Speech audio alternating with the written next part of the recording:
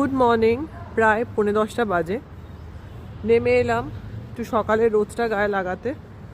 Finally আজ 4 দিনের মাথায় আমাদের কুকিং হেল্প এসছে। ওকে রান্না টান্না ভালো করে বুঝিয়ে দিয়ে একটু রোদ লাগাতে এলাম, কারণ কাশি, কাফ আর সেই যে আহমেদাবাদে গিয়ে শরীরটা খারাপ হয়েছে, ওটা প্রপারলি কিওর এখনও হয়নি। জানি এখানে মানে এই সব টাইপের কাশি কাফগুলো ভাইরালগুলো প্রচণ্ড টাইম নেয় সারতে।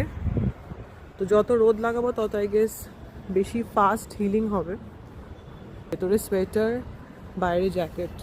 তো অভিষেক বললো যা একটুখানি নিচ থেকে সকালের রোদটা লাগা, কারণ বেলার দিকে রোদের লাগানো না লাগানো সমান।